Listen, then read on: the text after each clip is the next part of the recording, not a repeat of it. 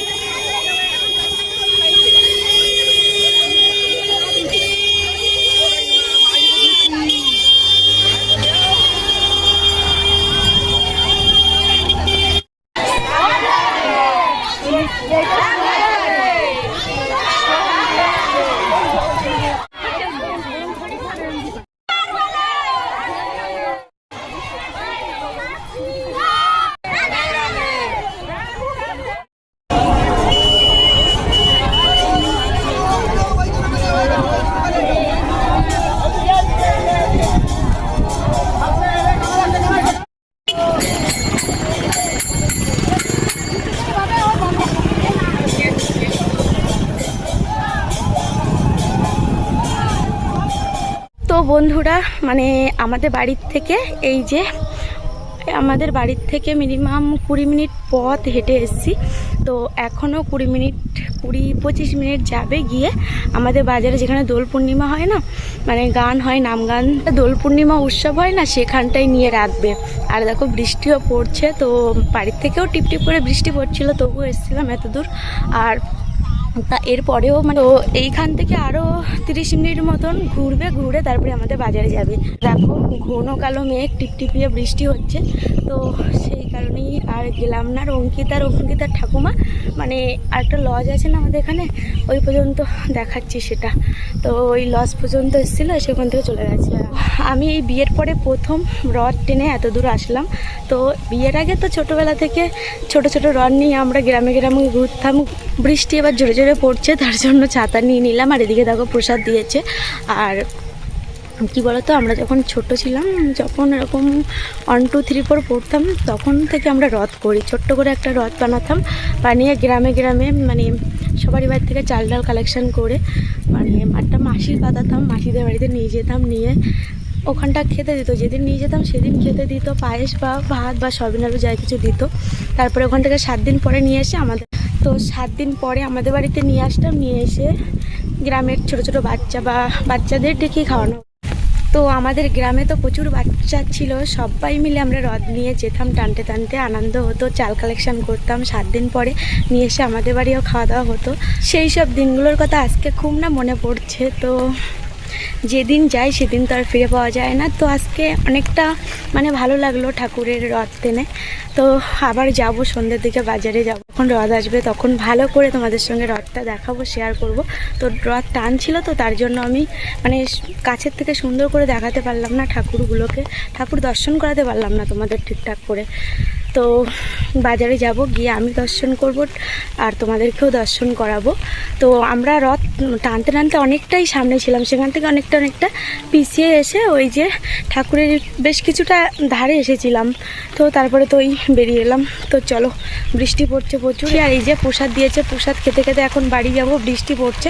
তো বন্ধুরা দেখো, একটা রাস্তাও আমি এখনও শেষ করে উঠতে পারিনি, এই যে আর কিছুটা আছে।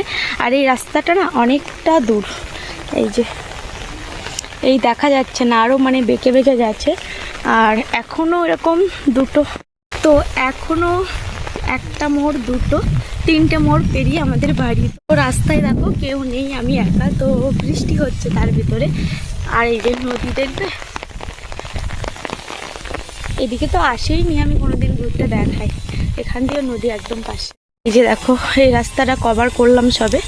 এই যে দেখতে পাচ্ছ নদী, আর এই সাইডে কাদা রাস্তা। আর এই যে দেখতে পাচ্ছ এখানে বোর্ড আছে। এইবার এই যে একটা রাস্তায় উঠলাম, এই রাস্তাটা মানে লম্বি রাস্তা গেছে, তারপরে আবার ঘুরতে হবে, তারপরে আবার ঘুরে আমাদের বাড়ি। এই যে দেখতে পাচ্ছ এই রাস্তাটা সোজা গেছে। আর এই যে ফিশারিতে মাছ মারতে এসেছিলাম আমরা। তো এই মোড়টা ঘুরে আর একটা ওই যে ওইদিকে দেখতে পাচ্ছ আর একটা মোড় আছে।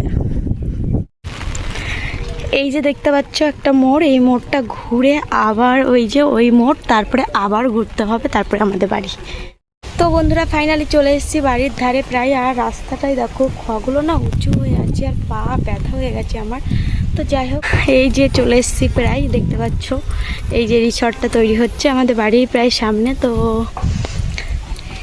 তো বন্ধুরা এখানেই এই ভিডিওটি এন্ড করছি। তো আর ঈশ্বরের কাছে অনেক অনেক প্রার্থনা করি সবার জন্য, সবাই অনেক অনেক ভালো থেকো, আর সবাই জগন্নাথ দর্শন করো। আর এখানেই ভিডিওটি এন্ড করছি। তো দেখা হচ্ছে পরবর্তী একটা ভিডিওতে। সবাইকে টাটা, জয় জগন্নাথ।